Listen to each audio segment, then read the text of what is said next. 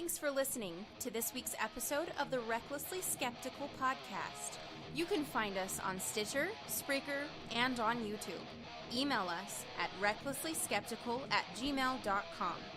You can find us on Facebook at facebook.com/groups/the evil atheists. And remember that atheists is always plural. Hey everyone, this is Matt. And this is Josh. And this is Joe. And today we have a special guest with us, Joshua Cameron, who's running for mayor of West Valley City here in Utah. Hello. I think so we don't get confused, I'll go by Joshua, and your normal Josh will go by Josh. Sure. Yeah, I like it. And you guys might recognize Joshua from previous shows that we've done. Last time we talked to him, he had aspirations for the Senate. Yes, which, believe it or not, I'm not the only one that's like, oh my God, I have to do something. Let's go for the highest thing just to get some attention, and then let's focus on something a little bit more reasonable. James Singer actually recently dropped out of the Senate race, so as I know right now, there's only Mitchell Weiss, and then one of our county city, Jenny Wilson, is that her name? Jenny Wilson. She recently came out. I got an email from her. I'm sure I could pull it up during the show. Cool. Great. Well, thanks for joining us, Joshua. We are going to go through a few stories, and then we will commence our little discussion. And feel free to chime in, Joshua. Thank you. All right, so today is Sunday, July 2nd, 2017. We're going to go ahead and do our stolen thought, and I am directing this one right at Joshua, all right? So here we go. Politicians and diapers have one thing in common. They both should be changed regularly and for the same reason. Sure. Yeah, I know I've heard that. I can't remember exactly who said that. Yeah, who said that? It says unknown, so I'm not sure who it was. So, I mean, and the point is that the more you get comfortable, the more you stagnate. Because you get comfortable representing yourself, you don't typically get comfortable representing other people. I mean, does somebody like Bernie Sanders look that comfortable, who's constantly trying to reinvent what it means to actually care for people? He looks like he's usually very uncomfortable, especially when you see him juxtaposed to Tom Perez. Orrin Hatch looks pretty comfortable. Yeah, I would agree with that. Orrin Hatch said something when he was first running back in like 1970 or something like that about how his opponent that he was running against was in office for like 15 years. And it was too long. He said, that's 14 years too long. Nobody should be in office that long. And he's going on, what, 30 or... Oh, no, he's finishing his 6th, so he's finishing his 42nd year in office, looking for another 6. Yeah. That's crazy. That's madness. So, yeah, let's change the diapers and the politicians. Gallup Daily, Josh? Yes. All right. Sorry, I was going You're to try good. and find the quote specifically, but I give up. I wasn't in Google, and me did not work together fast enough to get there. All right, let's talk about the Gallup Daily. So right now, the real unemployment is at 8.4%, which is all right.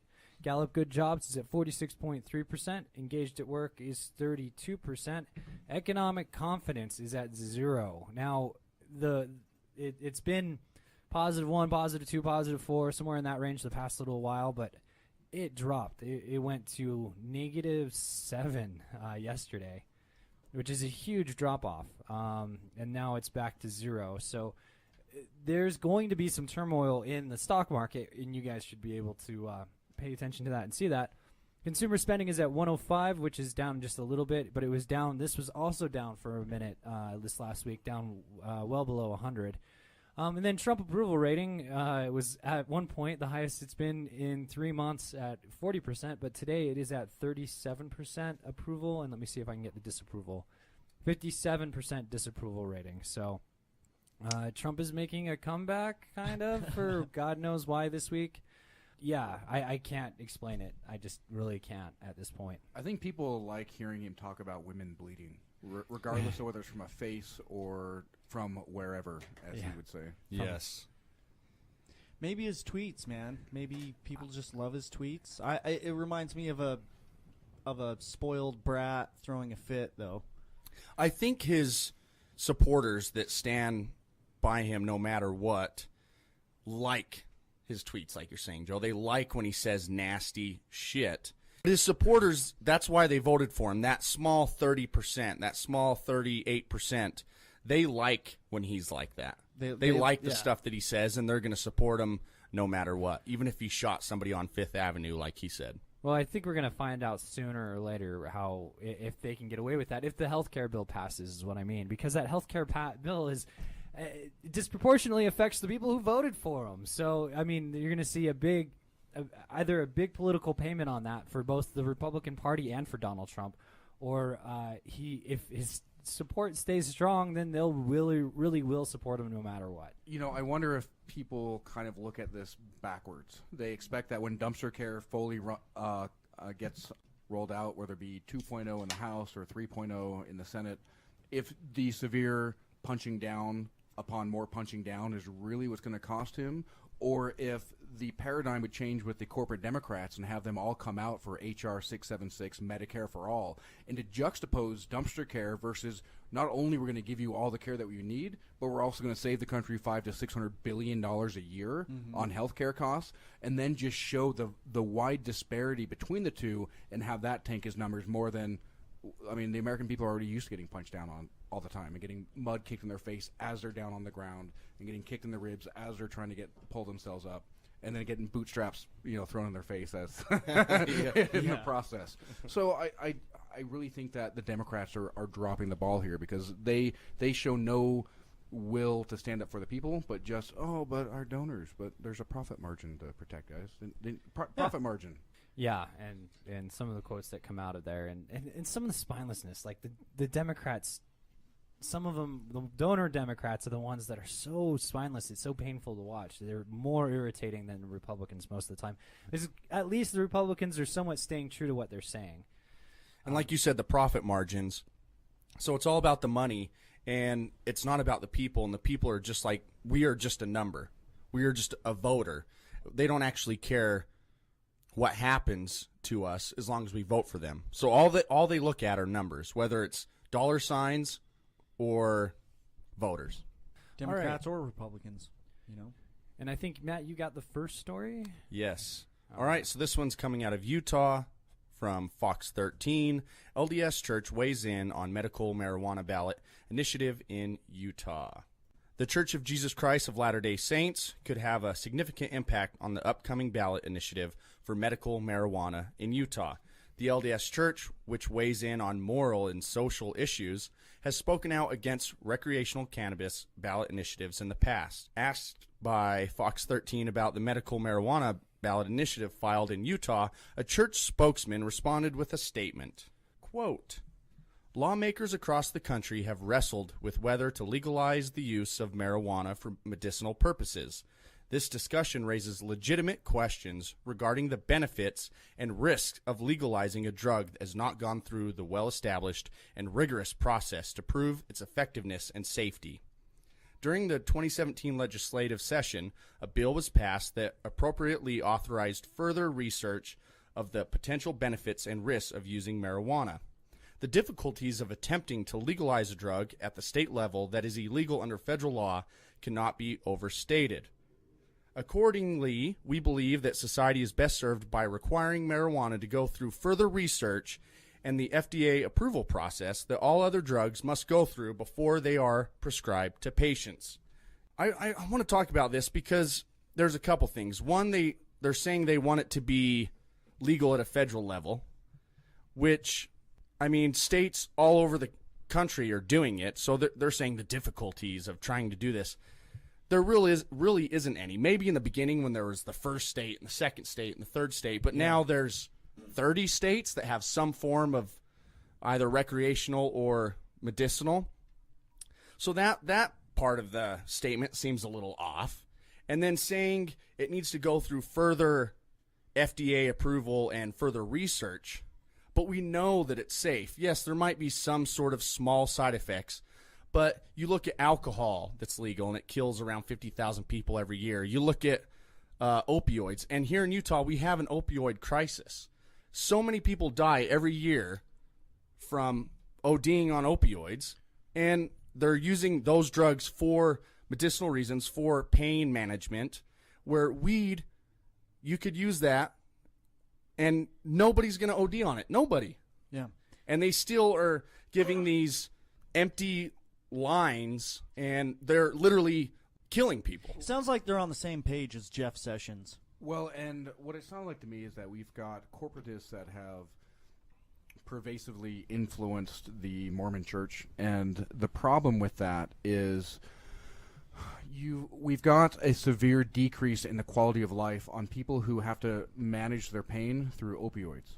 And opioids, we know, then has people, when they come off of it, they go chasing heroin. And, you know, here in Utah, we've had problems with crystal meth as well. And so we have an obvious problem with drug addiction in this state.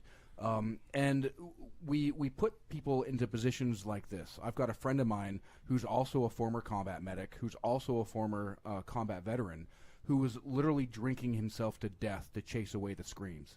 And he, at risk of his life, he then stopped and then moved to Washington State. He had to leave Utah in order to use cannabis to wean himself off of alcohol so he would not kill himself, because we are so worried about profit margins of the pharmaceutical industry, of which the LDS Church gets a lot.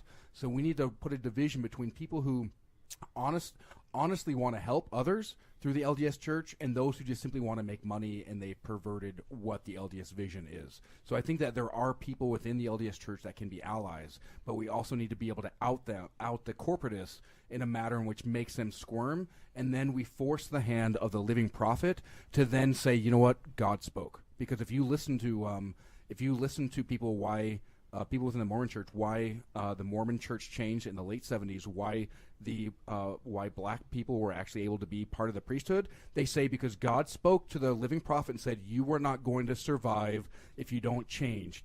We need to show God that the Mormon Church is not going to survive if they don't change, because this is ridiculous. These are people's lives, and people they deserve a healthy livelihood, and not to be punched down on and then put them in a position where they're chasing heroin, and then we just inject them into the system and put them in jail for it. And it sucks that your friend had to leave his home state after serving his country, no less. After serving his country for medicine, to find proper medicine. Yep. That's the thing. A lot of people won't admit it, but the Mormon Church sways legislation in Utah like no other. It really does.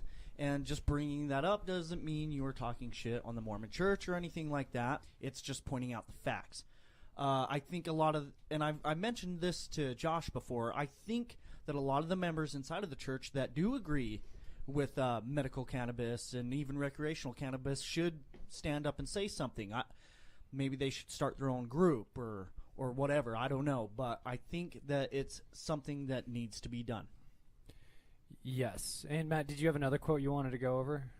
Yeah, so I wanted to read a little more from the article. The Utah Patients Coalition, which is running the campaign for the medical marijuana ballot initiative, told Fox 13 it would not comment on the LDS Church's statement.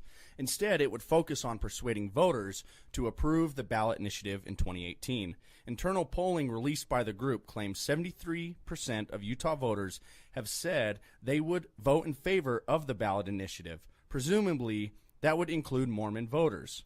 Supporters told Fox 13 they hoped the LDS Church would not be vocally opposed to the ballot initiative. So, and I remember when the last session they were polling people to see if they supported some form of medical marijuana, and I remember the polls being around 70%, so I'm sure this poll they are citing is accurate. Yeah, and one thing that's local, like if you live around Utah and you live around Salt Lake, Utah County is actually quite often, which is where BYU is, and where they have like the highest level or the highest concentration of Mormon persons in the state and in the country, and it's called Happy Valley. And there's this unknown knowledge that it's not only because the Mormons there are friendly, but because of the prescription drug levels are amongst the highest in the nation. But when it comes to alcohol and like recreational drugs in Utah County, like no, that's a no-go. You can't do those things. They'll wag your finger at you. Like there was one time I was out, and this is just a story. One time I was out smoking a cigarette because I was at a party in Utah County, and someone like yelled from their car at me because I was smoking a goddamn cigarette. But the black and white issues there, like it's amazing to me that the church is A-okay with prescription drugs and has the word of wisdom means that no recreational drugs, no drugs that aren't prescribed, and no alcohol, nothing like that. And like alcohol is not a safe alternative to some drugs, but marijuana has proven out time and time again to be a decent alternative to opioids, especially. One thing that really concerns me is with the LDS Church pushing their influence on this is that they are literally, figuratively spitting in the face of facts. So from 2000 to 2015, we've had a 400% increase in opioid abuse. 400% increase in just 15 years. We get 23 people die a month in Utah because of opioid overdose. And yet, unless you severely try with some form of dab, some form of super concentrated form of cannabis, you can't even overdose. And even then, I don't know that it's possible to die. Yeah, you can't overdose. I don't think you can't. You might trip out for a while, Yeah. but I don't think you'll overdose. Yeah, well, you won't physically die from the drug, Only but you can do spiritually. something stupid, Yeah. you know. Only spiritually die. Right. I mean, you Yeah. have to purposely try and try and try to the point where you may not even be mobile anymore. But I don't know that it's possible to die from it. And yet we follow this organization that seems to be beholden to money. And so this is a way for us to shine a light and help the Mormon Church to do what many within the Mormon Church want to do and actually help others. Health.utah.gov it says an alarming number of teenagers are more likely to have abused prescription and over-the-counter drugs more so than some illegal drugs, which is, Not that's surprising. including marijuana. Yeah, not surprising. So back to the article. The Utah Patients Coalition filed the paperwork on Monday to begin the process to get it before voters on the 2018 ballot. They will next hold public meetings across across the state, and if paperwork checks out with the Lieutenant Governor's office, they can begin gathering nearly 115,000 signatures to put it on the ballot. So I hope that works out. I hope they get it on the ballot, because if they do, I believe it will pass.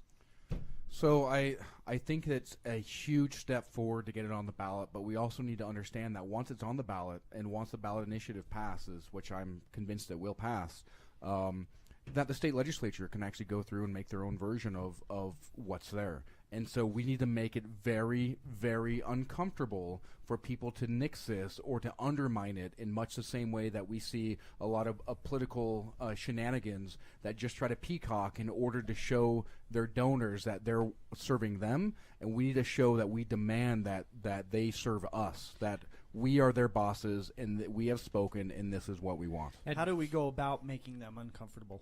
So part of that is through the marches. If we organize a group protest, news will show up. In fact, what's really interesting, Fox 13 is one of the best, if not the best, in the state because they show up at everything. Yeah. You'll see Fox 13 at every event where ABC may not be there, KSL may not be there. And so they seem to be trying to distance themselves from their parent company while still being pretty reasonably conservative. But it's interesting that they're the ones with the camera. And you know what? If we can, I think that many people who are libertarians and conservative leaning can get down with this, that we're saving lives, 23 people a month, where opioid overdose opioid abuse can lead to depression. We've got a high problem with suicide in this state. Also, there's risk of the fact that since we have high altitude, there's studies that have shown that we have higher levels of dopamine and lower levels of serotonin, which makes it difficult for us to deal with stress anyway. It makes us prone to depression anyway. And then you add opioid abuse to that, and then people are either dying from opioid abuse, suicide, or potentially just being miserable because then we're sending people to go chase heroin because they no longer can get their legal fix. And this is disgusting, what we force people into by punching down on them because we are only obeying our corporate overlords. And this crap has to stop. Yep. So one line from the Doctrine and Covenants. Every herb in the season thereof, and every fruit in the season thereof, all these to be used with prudence and thanksgiving. So there you go, Mormons. Let's support marijuana, and if you feel like it, smoke it. And marijuana, I don't stress this enough. Some people think that herb is a nickname for marijuana. It is, but marijuana is an actual herb. It really is. Correct, Matt? Oh, yeah. What makes it an herb? I thought you Just- knew. I thought you herb is knew just a plant. offhand. It's just that it's a plant. Like, No, it's not that it's a It's a seed, flowering- It's a flowering seed bearing plant or something like that, which makes it an herb Okay. and stuff. But no. I'm No. serious. I understand. I agree completely that it's an herb. I just mean like essentially it's a plant. Like Well, yeah. Well, so is poppy, and that's not very good for you. only if you poppy seed muffins are fantastic. Fuck you, Joe. But yeah, I mean it just depends on how you use it and how you process it. But like marijuana doesn't need to be processed. It's good to go already. All right. Next story. That's true. If I may, real quick, before we go to the next story. So I found on National Geographic, it does say that known by the scientific name cannabis sativa, marijuana is an annual herb closely related to the hops used in beer brewing. Yeah. So I could likely read on in that, again, found on National Geographic. You can actually just Google why is marijuana an herb, and you'll find all sorts of things. All right, so on to the story that I'm talking about, which makes it more important than the last story. No, I'm kidding. Whoa. I'm kidding, Matt. Just Narcissism. Josh wants people to die. Shots fired. Yes, I want people to die. All right, this is coming from The Intercept, in the title of the story by Li Feng that came out on June 23rd, 2017. Prominent Democratic fundraisers realign to lobby for Trump's agenda. After President Donald Trump's upset election victory, Democrats insiders who worked on Hillary Clinton's campaign Hillary Kitten. That was like a Freudian slip. Josh Another one. really likes Hillary. She's like a kitten. her failed presidential bid weren't necessarily related to the relegated to the sidelines. Many, in fact, are cashing in as lobbyists by working to advance Trump's agenda. Lobbying records show that some Democratic fundraisers who raised record amounts of campaign cash for Clinton are now retained by the top telecom interests to help repeal the strong net neutrality protections established during the Obama administration. Others are working on behalf of for-profit prisons on detention issues, while others are paid to help corporate interests pushing alongside Trump to weaken financial regulations. At least one prominent Clinton backer is working for a health insurance company on a provision that was included in the House Republican bill to gut the Affordable Care Act. While Republican lobbyists are more in demand, liberal lobbyists are doing brisk business that has them reaching out to fellow Democrats to endorse or at least tamp down vocal opposition to Trump agenda items. These items are clear, disturbing examples of the gulf between the interests of many Democratic big money donors and those parties' progressive base, and the American working families, said Kai Newkirk, co-founder of Democracy Spring, a progressive coalition.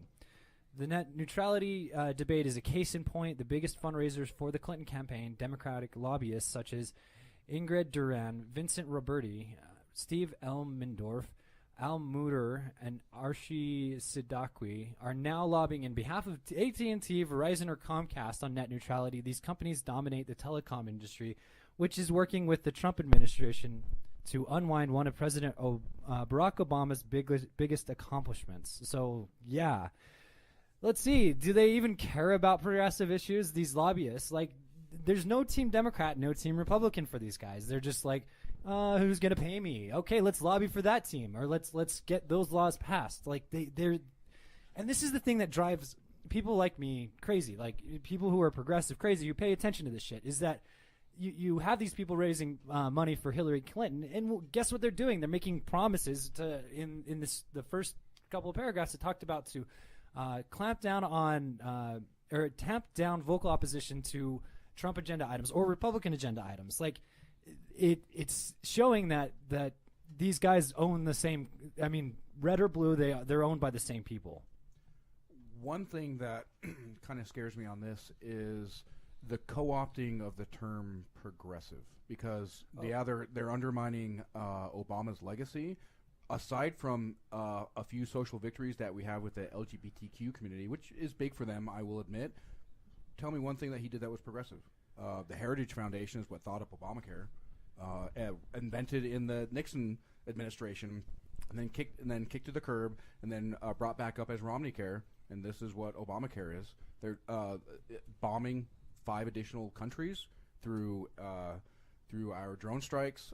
Each drone strike murders an average of 20 people and 20 innocent people. And imagine if you're on your street and there's a terrorist that lives next to you, unbeknownst to you, and then so a missile comes, blows up their house, kills your wife, kills your kid. Well, at least they got the terrorists, right? Because that's the first thing that's going to go through your head. So, and then also WikiLeaks. This is why I really like WikiLeaks, which, by the way, The Intercept, I don't know if you know that Glenn Greenwald writes for The Intercept about Russia. But WikiLeaks showed us that Obama's campaign, his cabinet, was handpicked by Citigroup. All but one person from Citigroup. And so, we need to be careful of what it means to be a progressive. And if we say we are progressive, we need to define what that means and not let the establishment define it. So one thing, when they use the word progressive, though, they were talking about Democracy Springs. And Democracy Spring has a pretty good record, though, of being progressive.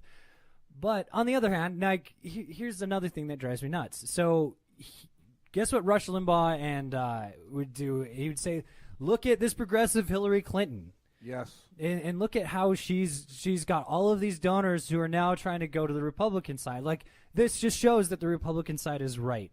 And the only reason that she's going against it is because of the money interest. And it makes, when they're allowed to frame corporate Democrats as being progressive, then it once they do that, then it makes us a losing battle. It ties real progressives in with corporate Democrats. And corporate Democrats is not a group that you want to be associated with.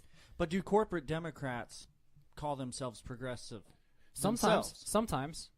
I remember hearing Barack Obama being called a progressive. I've heard him called a progressive a bunch, and he's not progressive. Same with Nancy Pelosi. I've heard her get called progressive. Especially, I've heard that she used to be somewhat progressive, but she always has been willing to take corporate interest money, and that's got to be the defining line. If you're taking money from corporate interests, especially big pharma, the big parts of corporate interests, we can't have you. We cannot associate with you. We cannot get along with you. I mean, you're the toxin that's making what real progressives need to do impossible.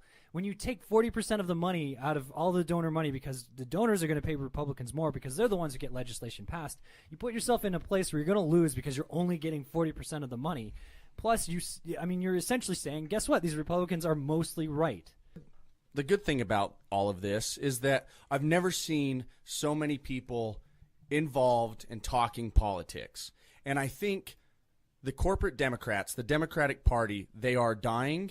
Progressives are rising from the ashes. And I'm excited. It might not be a big difference in 2018, but maybe 2020. I think the real, true progressives are rising up, and the old corporate Democrats are dying. And you're one of the good ones, right? Yeah, well, I like to think so, but I mean, the proof is in the pudding. Hold me to task. I'm going to be able to intuit things, and I'm going to be able to think in ways in which I normally think, hopefully broadened by the perspective of those that I associate with. But ultimately, I can't represent a people unless that same people tell me how they need to be represented. But where I find myself different is that I have a willingness to listen to the actual people, as opposed to those who, like Barney Frank, who came up with the Frank-Dodd Act, or Dodd-Frank Act, and said, what, you think that we shouldn't take any corporate money? Yes, that's exactly what I think. Unless that corporate money comes from the case of somebody like Nick Hanauer, who's already fighting and has been fighting for years for the Fight for 15, or potentially somebody like Elon Musk, who at least has he can read the tea leaves into the future. Unless we have people like this that are filling the coffers of the politicians, then we need zero corporate money. And even then, we should be highly suspicious of corporate money, even when it comes with somebody that we agree with, because it has such an ability to pervert our democracy and pervert our vision, because many people do start off with looking to actually help and represent the average everyday citizens, and then they realize, oh, look how much less work I have to do because I can just sell out and give a handy to somebody for, $100,000 to my campaign. All right. I mean, there's a lot more to this story. I definitely recommend you read it. Like, that was just the first couple paragraphs of a 3-page story. Again, that was prominent Democratic fundraisers realigned to lobby for Trump's agenda in The Intercept. All right, Joe, all on you, baby. All right. Well, we're going to be interviewing Josh after this next story, or Joshua after this next story. So I imagine we'll be talking more of the same stuff right there. This story is coming from Pathos. A Christian man vandalized the Ten Commandments monument at the Arkansas Capitol. When it was up for less than 24 hours, yes. Yep. Less than 24 hours after going up, the Ten Commandments monument outside the Arkansas State Capitol building has been destroyed. And the alleged vandal is a self-described born-again Christian and Jesus freak. So it wasn't even an atheist. I'm sure a lot of people thought it was. First, he may also be the same man who drove into Oklahoma's Ten Commandments monument in 2014. The monument went up yesterday this is coming from... This is on June 28th, the article. So this happened June 27th, I believe, after a battle that lasted more than 2 years. It was paid for with more than $26,000 in private donations. The Satanic Temple and the ACLU have already said they plan to sue the state over this blatant promotion of Christianity. In the meantime, however, state officials will have to deal with the broken pieces of the Christian icon. Officials say Arkansas' new Ten Commandments monument was destroyed by someone driving a vehicle into it less than 24 hours after the monument was placed on state capitol grounds. Secretary of State's office spokesman Chris Powell says Capitol Police arrested the male suspect early Wednesday. The suspect's name and motive have been released. The stone monument fell to the ground and broke into multiple pieces.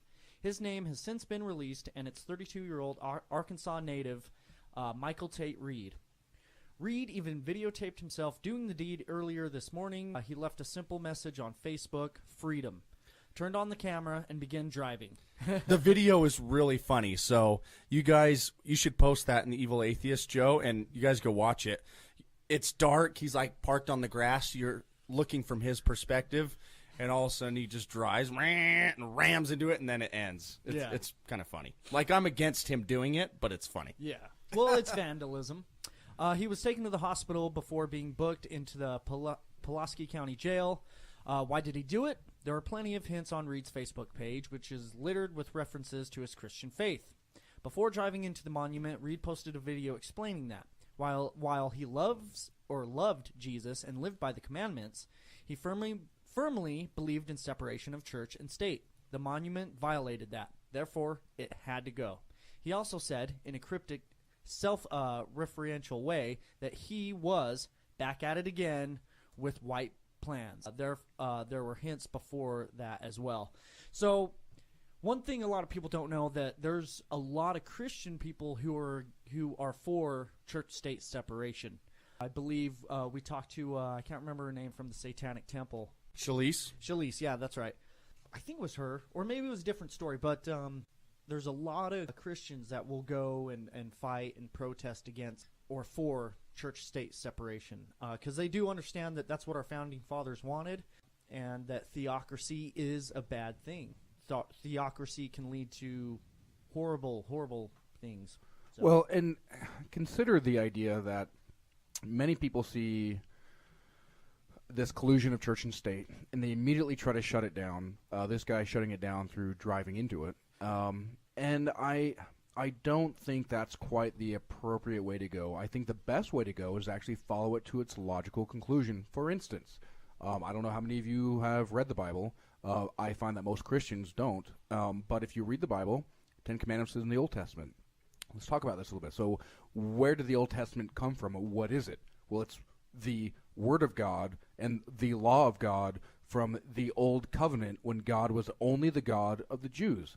So unless you are a Jew who doesn't believe in Jesus the Christ, then the Old Testament should have no bearing upon your Christianity. Because when the New Testament came out, I believe it was in the Gospel of Mark, Jesus said, you shall love your God and have no other God before that God, and love thy neighbor as thyself. There are no commandments greater than these. So those who draw upon the 10 Commandments are basically saying, I don't believe you, Jesus, and figuratively spitting in his face, because what was Jesus? Jesus was the Word made flesh. The Word was the law of God. So he is now the walking embodiment of God in Christian doctrine. He gave his life to fulfill the law. Therefore, Gentiles, us non-Jews, could then ascend into the kingdom of heaven. So for you to then draw upon, sorry, let me finish real quick. So for you to draw upon the 10 Commandments, you are essentially saying, I don't believe your sacrifice fulfilled the law, and that is pretty sacrilegious when you get down to it. That's actually debatable, and I've heard Christians debate it both ways, and I'll debate it the other way, because Jesus came to change the sacrificial laws. He also said, I've not come to change the old laws, but to fulfill them, and he was changing the sacrificial laws so we didn't have to kill animals anymore, is the way I interpret it. And so that is a good point. However, verbatim in the gospel, supposedly, I mean, granted, none of us lived 2,000 years ago, but as we understand it, written down from his mouth to paper, there are no commandments greater than these. Have no God above our God, and love thy neighbor as thyself. Wait, are you guys saying the Bible might contradict itself? Well, and Yes. so, but here's the thing: is like I understand that there are contradictions within, but there are stark contradictions between the Old Testament and the New Testament, because you cannot say that God is a loving and accepting God while drawing upon the Old Testament. It just does not bear out. I agree with that 100%. Yep.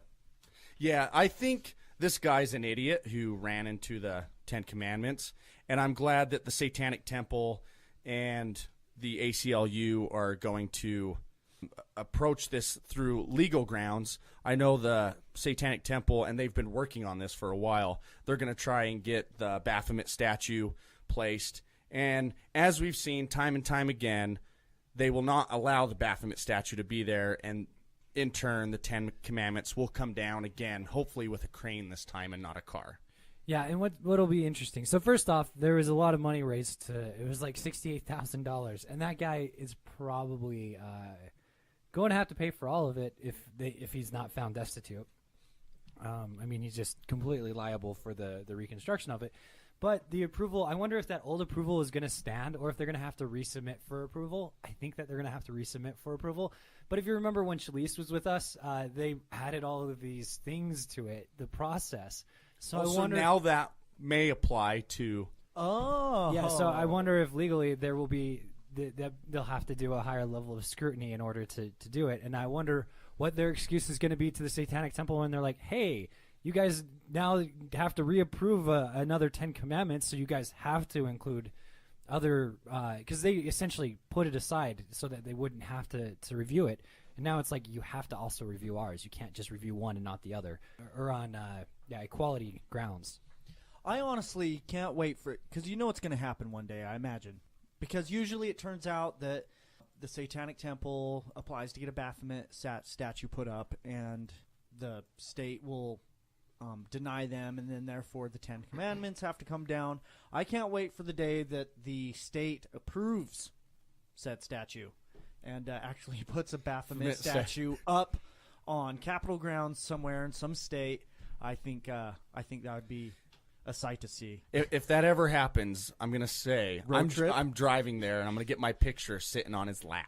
Well, and imagine if they just decide to capitulate and say, okay, we get that you guys are never going to let us have this Baphomet statue, so how about this Baphomet clock? We've got a grandfather clock that we'd like to donate and give, and it makes this wonderful chiming sound on every hour just to help your devotion. And, I mean, I wonder what would happen if they got a little bit more creative and less in your face, because while I agree that if we're going to put any religious monument, then we should have every religious monument. Yep. I prefer the first, honestly. I'd prefer none.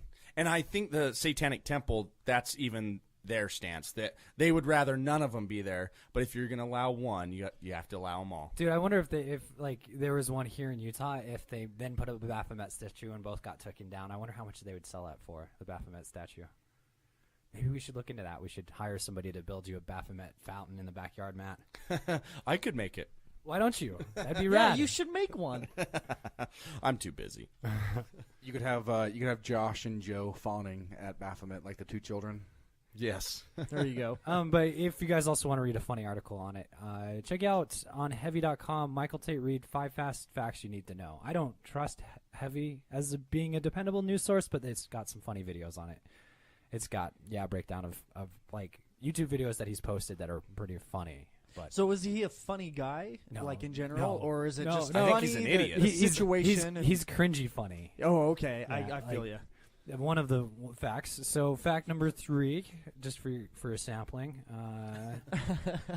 Reed once claimed he sees Michael Jackson's spirits in meat and was inspired by Dracula movies. Meats, Yeah. like sausages and steak. Let me What see. the fuck, man? This guy's an idiot. Number 4 was like Reed is accused of making disturbing posts on social media and once attended a Bible college. So yeah, and they've got videos for all of these. They're kind of, again, cringy. All right, but let's move on. Alrighty, Joshua Cameron, running for West Valley City Mayor. How you doing, buddy? I'm doing great, guys. How are you? Doing fine, doing fine. I haven't prepared any questions. I don't know if anybody else has. I figured we could have a nice, comfortable, open discussion. And Joshua, sorry, he's really good at rolling. You know what I mean? He can just go. just rolling. Yeah, oh yeah. Like rolling joints like we were talking about earlier with marijuana. Well, you know what? If I'm it, just if it becomes legal, then maybe I will have a joint rolling session with people so they can actually know how to roll it themselves, or they need to self-medicate in that capacity. But I'd imagine I'm probably not going to have too much public joint rolling in the near future. So with that said, can we start with the possible panel discussion on marijuana? Yes. So exciting news. I am connected to the ladies that are part of the Utah Patients Coalition that actually filed for the ballot initiative last Monday. And what they need to do is, as Matt mentioned, get somewhere near 115,000 signatures in order for this ballot initiative to then be on the ballot to vote for. And with this, ultimately, as I understand it, there won't be any ability to smoke the cannabis for medicine, but mainly for CBDs, people who suffer from osteo and even rheumatoid arthritis. It comes with an oil that you rub on your skin that then helps with the pain. Supposed to help with chronic back pain. I believe there may be a segue into edibles there, but we're going to have to see exactly how that's expressed. But with that, last Saturday, not yesterday, but 8 days ago, there was the Green Party of Utah's very first state convention. Jill Stein made it out, and I went to see her and got my Kremlin puppet card. And she was so she was pretty exciting, which was great. And the Utah Coalition, the Utah Patients Coalition, they went and spoke to her to see if she would be willing to do a panel discussion about medical marijuana, since they are trying to push this ballot initiative. And she's all about it. And they want me on that panel discussion with her, and they're reaching out to Gary Johnson, the presidential candidate for the Libertarian Party. So this is a great way to get national attention on a very important issue. As we mentioned, 23 people dying per month based on an opioid epidemic that we could potentially completely ameliorate with some form of cannabinoid medicine. And so I really like this, because the purpose of running for any sort of public office is to help people. Now, many people seem to lose that focus and lose that purpose, but as a big Matrix nerd, one thing Mr. Smith or Agent Smith taught me was that purpose. Purpose is one of the most fundamental reasons for us to be alive. Yeah, and 23 deaths every year. Every month. Every month. I mean, that's just the tip of the iceberg. That doesn't even get into how many lives are ruined by opioid addiction, because, I mean, it does. It ruins your ability to be a parent. It ruins your ability to interact with people on a normal social level, to work regular hours, to progress in your own life. And then also, also the criminality aspect of it can ruin lives just on its own. And it's just, yeah, I mean, and I'm just talking about marijuana, not the opioid act, the marijuana thing. Like, it's silly. It is so silly that we arrest people for possessing a plant in a form that they can smoke it, or in any form. Like, it's so silly to me. But I mean, like, the private prisons want to make their money. The politicians want to look like they're hard on drugs, the state ones and the national ones at least. The DEA is also looking to make money. Well, and so here's the thing is that regardless of your stance on what is conceived of as a drug, I think what is far more honorable to fight against is some form of terrorism. And you cannot tell me that the cartels are not a terrorist organization. And studies upon studies show that with Alaska, Washington State, Oregon, Colorado having recreational cannabis and having cannabis that far outpaces the garbage that comes from the cartels, that it actually takes from their profit margin and their bottom line, and makes it more difficult for these terrorist organizations to get their money. And those here in Utah who are afraid of immigration and want to fight immigration, fighting terrorism through medical marijuana or even recreational marijuana is a wonderful way to do that, because you are taking away their financial system. You are making it obsolete. They can no longer fund their terrorist organizations, therefore displacing less people and pushing them across our borders, because no longer are they put in a position where stay and be murdered by a terrorist organization or go across the border in hopes of not being murdered. So we can ameliorate that. Again, we are then bringing together Mormon Christian values along with human values, and we are helping people not just in our country, in our state, but also in other countries, which ultimately is the Christian thing to do, is it not? Yep. And with that said, the drug cartels, if we legalize marijuana, we take away that capital for them, they will move and focus on cocaine and heroin and those other things. But also with that said, if marijuana is legal, less people are going to use those other drugs, so it's going to put a chokehold on the cartels, not just by marijuana, but by all the other drugs, because more people are going to use marijuana and they're going to stop using those other drugs. And studies show that marijuana is an exit drug. People quit using other drugs when they start using marijuana. And then what's cool about marijuana is it's not habit forming.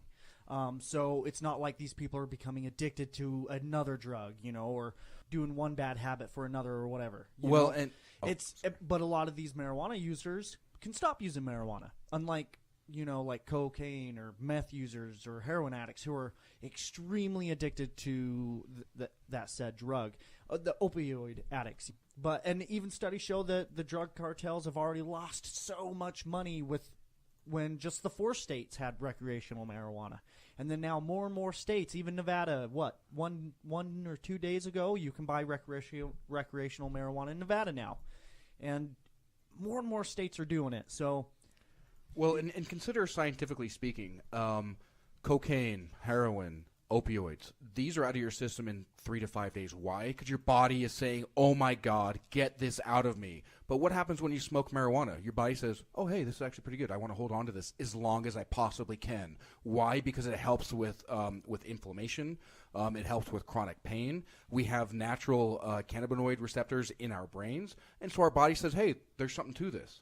And so when we are fighting natural instincts, and maybe we should stop and consider, what is it actually that we're fighting here? Is it like what has been admitted by the Nixon administration, that it was only meant to disenfranchise black voters and hippies that wouldn't vote for the war?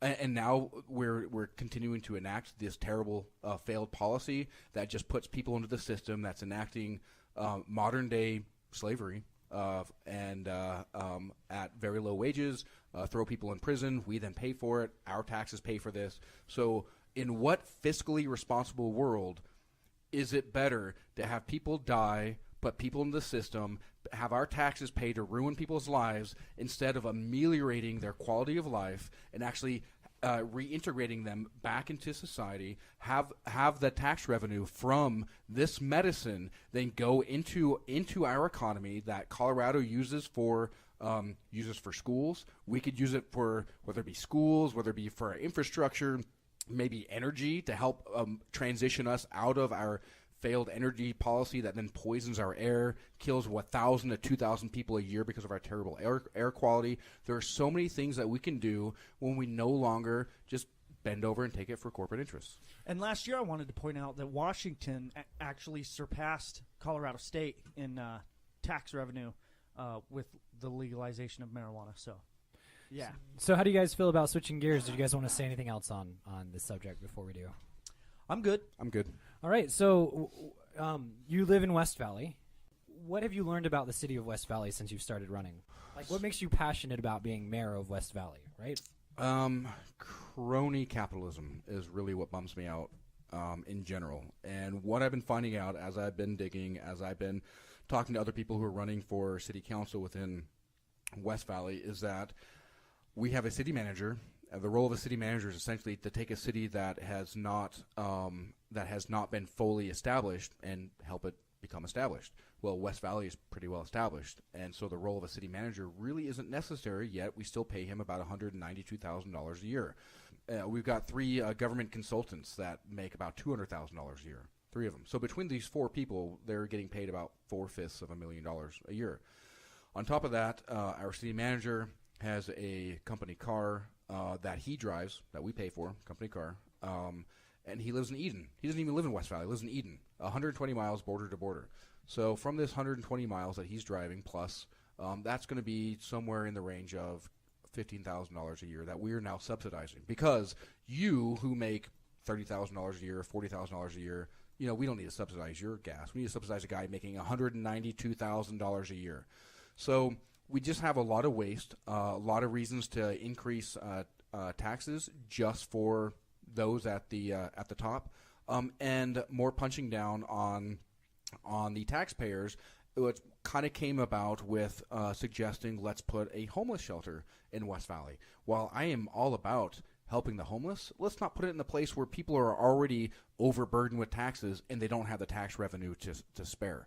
And this is where I like having a bold idea, bold agenda, and because I think it draws more people in. The reason why we have such failed policies in West Valley is because the average turnout is 6,500 people in a city of about 140,000 plus. Yeah, that's not a lot of people at all. Right, but that's the system. That's the system working. One thing, we Christians have been a major theme of this show so far today. One thing that Christians love to say is that the greatest trick the devil ever plays is to convince you that it doesn't exist. Well, I think the greatest trick that the establishment ever played is to convince you that your vote doesn't matter, and that if you don't vote, somehow things are going to get better. Or why should I bother voting because they're not going to serve my interests anyway? Well, municipal elections can win or lose by a single vote. Yeah. And so if I remember this stat right, is West Valley is one of the most diverse cities in Utah? Yes.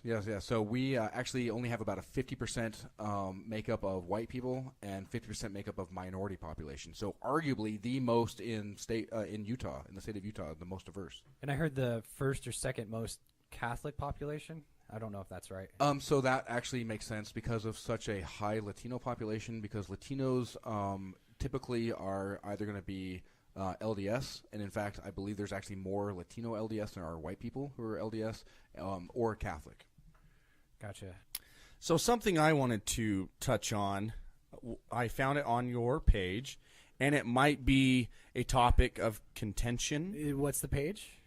Oh, Joshua Cameron for West Valley City Mayor. Thank you. .com. Wait, is that it's the Facebook? Facebook? Okay. Facebook. Yes. So it might be a topic of contention. I think we'll probably agree. I don't know about the other guys, but I don't want to only talk about things where we all agree and we all hug and pet kitty cats. So, but Hillary kittens. Yeah. So I'm going to quote you one line, and then maybe we can delve into it. I'll tell you where I stand. All right, quote, I am far less concerned about the prevalence of guns than I am about the prevalence of ignorance to gun safety, end quote. So I am a supporter of the Second Amendment, but with that said, I think we should have universal background checks, maybe mandatory training. I'm not sure where I stand exactly, but I am definitely for more than what we are now, but I'm not for banning 30-round clips and that sort of thing. I think we need a common sense approach. Both sides are polarized, and they're not even willing to have a conversation or talk.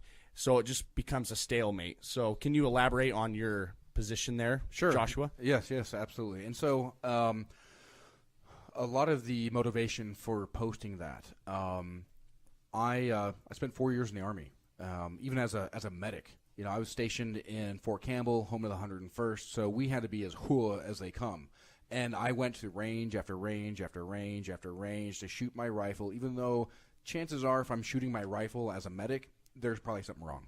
Because, you know, especially since I'd worked in a combat support hospital. So if the hospital have to pull arms and then fight back, chances are we're going down because our front lines of defense have fallen. But even still, as a medic, where the likelihood of me actually firing my weapon at a time of war being so low, range safety was such a huge proponent. You don't put your finger on the trigger until you're ready to fire your weapon. You always keep your weapon downrange. You always keep your safety on until you are ready. You do not leave a fully loaded weapon so it can just fall over in a closet.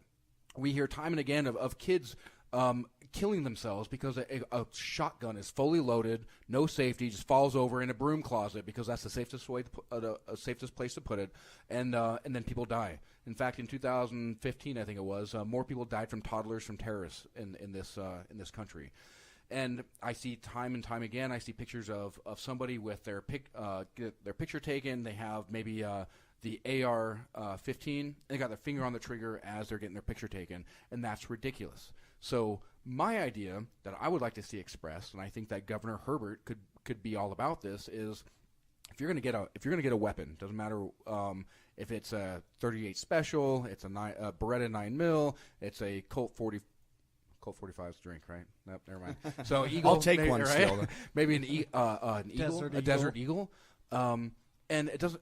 If you have a weapon, at least 1 to 2 hours of weapon safety per year annually, ongoing, period, or you no longer get your weapons permit. I like that. And then if you plan on having a concealed weapons permit, double that. So if it's 2 for a non, then it's 4 for a concealed weapons permit. And then if you plan on having any sort of AR-15, AK-47, something that is a combat or an assault rifle, double that. So if it's going to be 4 hours for a concealed weapons, then 8 hours, because you now have a literal death machine that is meant to do nothing more than either A, look cool, or B, kill humans. So let's actually teach people how to be safe, because if the adage that a good guy with a gun is who chases away bad guys with a gun, let's make sure they're not coming in like Johnny Bravo and just shooting rounds everywhere, and we see stray bullets hitting our citizens. We have people who are well freaking trained, and woe be to that a-hole who's going to come into our open market, pull out his weapon, because now we have fully trained personnel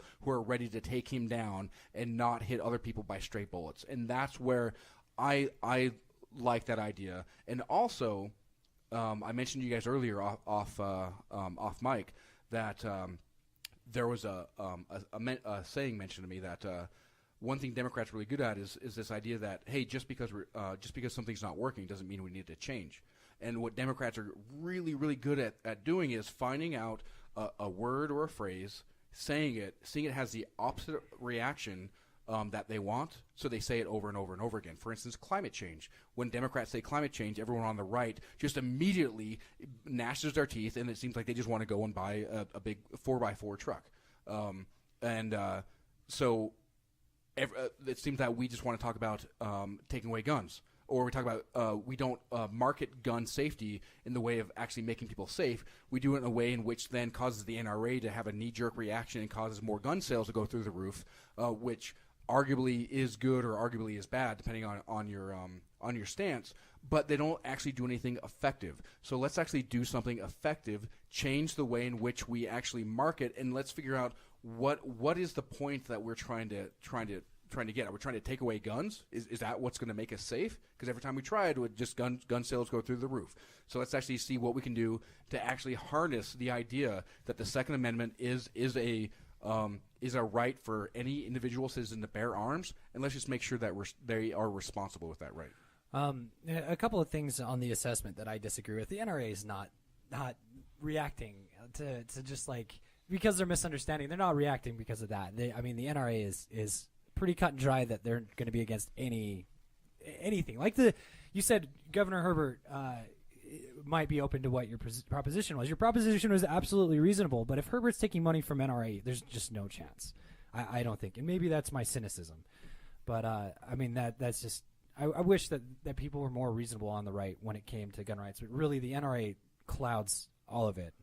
And so that is a very, very fair point. But again, what does the NRA say? They then point and say, well, look how stupid these Democrats are. They're going to come for your guns. But if we actually have an ability to reach across the aisle, actually talk to these voters who are influencing the conversation and show them, no, we have zero intention of coming for your guns because I like guns. That's why I had a picture of myself in the Army holding my M16. I made a lot of liberals upset by that, who then told me that I was traumatizing them. Well, you know what? Get over it, because here in America, Americans like guns, and so we need to work in the area of facts and figure out how we can make things better factually, and not just, well, this is kind of how I think that I can make things better, and then actually work counterproductive to that measure. We need to work together and have an open discussion. A lot of Republicans, you mention gun control, and they will throw it away without even listening to what you say. But the ones, from my experience, that actually listen to what you say, like, hey, maybe we should do background checks, universal background checks, so a felon who beat his wife can't get a gun. Usually 9 times out of 10, they're like, yeah, I support that. But if you just blatantly say gun control, all they think, and it's part of it's because of the NRA, they think everybody's just coming for their guns. They're coming for your guns. Yeah, and that's the mouthpieces on the right, because there really are some corrupt motherfuckers. Pardon my language, but there really are some people on the right that take money from the NRA and they use these talking points that liberals are after your guns. Like, I remember hearing, and the far right, the radical, like, conspiracy theorist far right, Alex Jones. Yeah, like something about. Part of the plan that Barack Obama had was to take away people's guns so he could round them up and put them in hobbit homes. Like, I mean, and that's just the insanity of it. The conspiratorial far right is just absolutely insane about it. If I can make a joke out of that idea, though, if you want to put me in an environment where the only thing I do is garden all day, smoke hobbit weed, and talk politics, that actually doesn't sound so bad. I'm just saying. That's about all the hobbits ever did, right? Yeah, that's about it. And I just want to say that the alt-right, going off about the insanity, there was an article we didn't get to today, but it was about, what was it, child sex slaves on Mars. Yeah, Alex Jones said that NASA has child slaves on Mars. Yep. And so NASA actually came out and said, no, we don't. We don't, everybody. But thanks to the alt-right, NASA is coming out with official statements on ridiculous stuff. Good thing Megyn Kelly didn't interview him and give him some credence or anything like that. So, Joshua, are you taking any corporate donations? No. Again, so if Nick Hanauer said, hey, Josh, I really like what you're saying, and if you don't know who Nick Hanauer is, he's a billionaire in Washington State who was the one who wrote the Fight for 15, submitted it to the New York Times years ago before Mayor Murray actually enacted the $15 minimum wage. He has a TED Talk that talks about, to his fellow plutocrats, the pitchforks are coming, so we need to actually help the working class. So if somebody like that said, hey, I want to see what I can do to help with my super PAC, I would be less resistant to accepting that, but I'd have to set some ground rules and just let them know, look, you came to me because you like my vision. So I might use you to help augment that vision, but as you force me to stray from that vision is when I'm going to have to stray from your money. Yeah. So there's got to be ground rules, but you can't take it from people like Comcast, from AT&T, from the NRA, from people who show that they have zero interest in actually protecting the rights of the citizens, but only protecting the rights of their profit margin and their shareholders. Are you a proponent of getting money out of politics completely, with that said? I am. So on a mayoral level, the only thing that I'd have to do is really have a bully pulpit to make the state legislature uncomfortable. I wouldn't have any way to legislate that away. However, on my personal life, I'm a Wolfpack volunteer. If you're familiar with Wolfpack, they want to get a 28th constitutional amendment to get money out of politics through a state's resolution. So get 34 states to come out saying 93% of Americans agree that money perverts our democracy, and have 34 states then agree to this resolution, call a constitutional convention, and then in the constitutional convention, which is a limited constitutional convention, mind you, so there's no such thing as this runaway convention to where we call it, and then the Republicans come in and then they have some dastardly deeds to make things worse for us. So we call that constitutional convention. If they agree, 38 states ratify and becomes an amendment. And why that's superior to a Supreme Court decision? Well, let's look at Citizens United and kind of consider how another Supreme Court can just simply come out and undo a Supreme Court decision much easier than an amendment can undo another amendment. So we're getting a little short on time, so I'm going to hit a couple other issues that I know you care about. So I'm on your Facebook page, and I see that it says clean energy, clean air. And I know we all agree that climate change is real. So do you have any ideas to clean up the air if you win the election? Sure. So solar energy, solar panels, they have twice as many jobs in the solar industry than in all the fossil fuel jobs combined.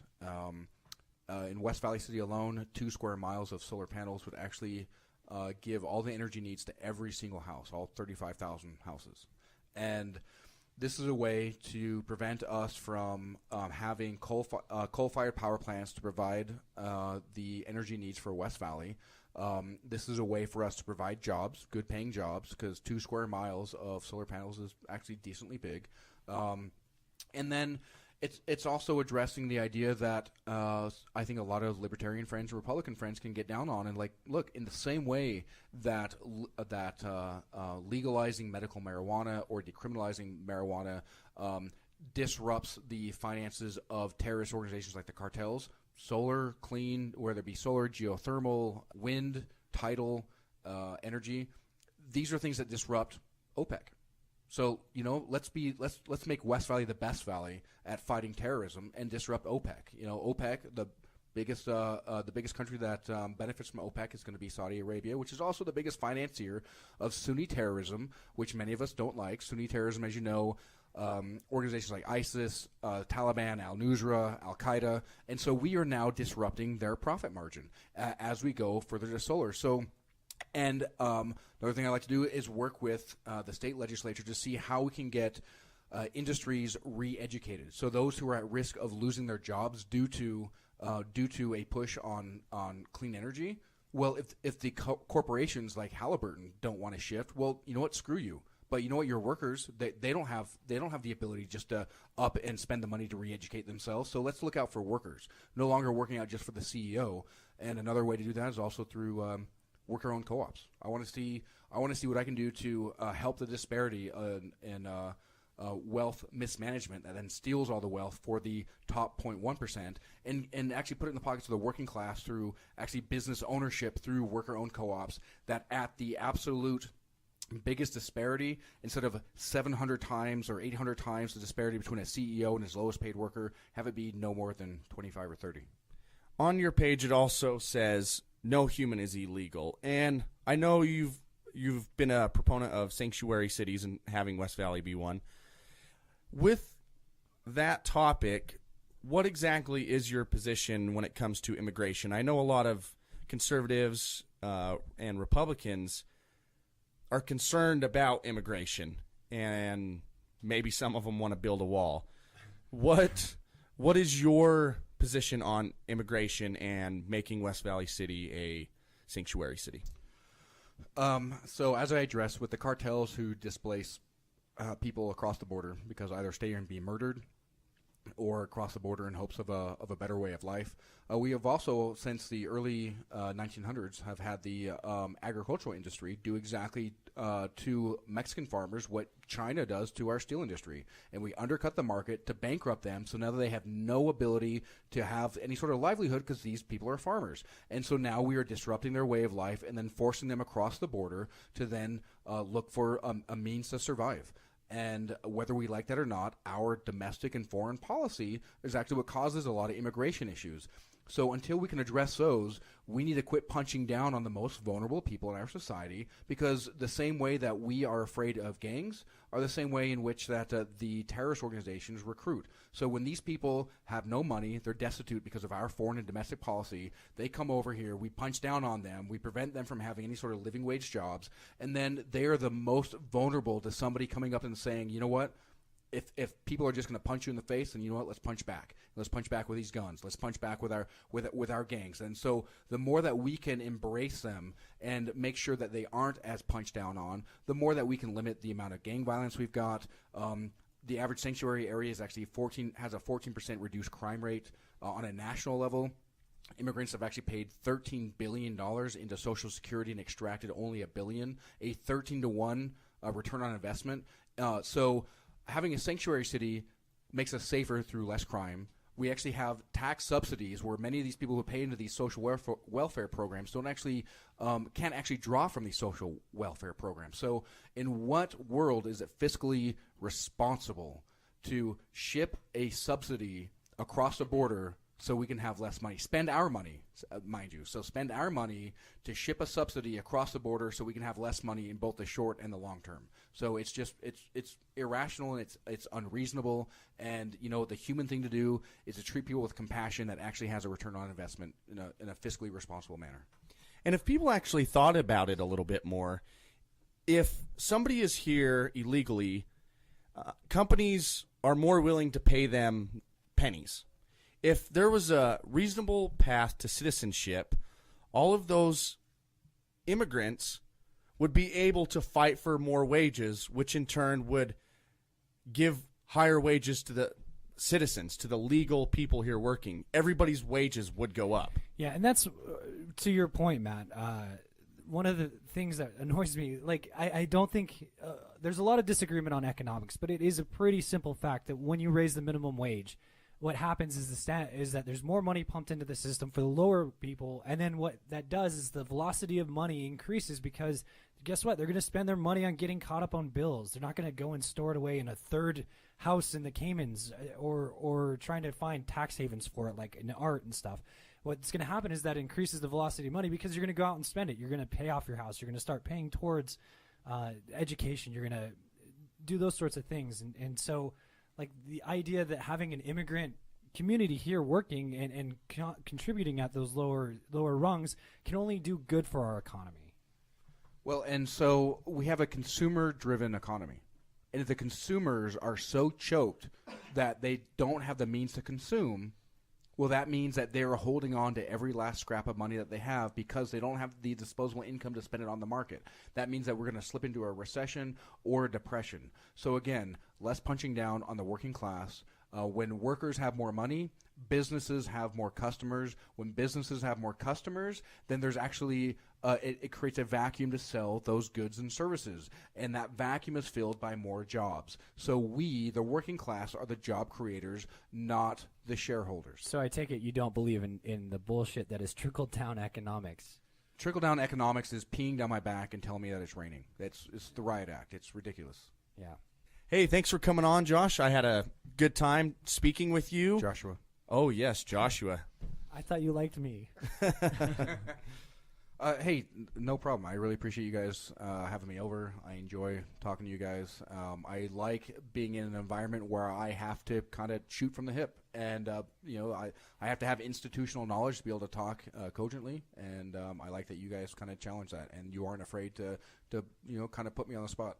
And what we like about you is most things coming out of your mouth, well, all the things coming out of your mouth, it doesn't sound like politician bullshit. Yeah, you're genuine, so. But shooting from the hip, that's a little dangerous. Maybe you should include that in your gun. Oh.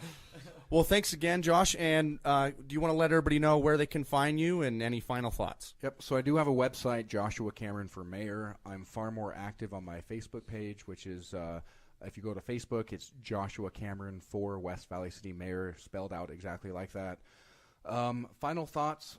Look, we all do better when we all do better. And that's just simple. And so let's work to, if we have areas of contention, things that we aren't going to agree on, then you know what? Let's table those. Let's put those in the parking lot, and let's look at our shared values or in our shared interests, like on a Venn diagram, work to express those interests to help us. And once we are in a better economic system for all of us, then let's go back to these areas where there's a little bit more contention, where we actually have the means to have a little bit of breathing room, and we're not so stressed living hand to mouth, working 2-3 jobs in order to make ends meet. So let's better our way of life.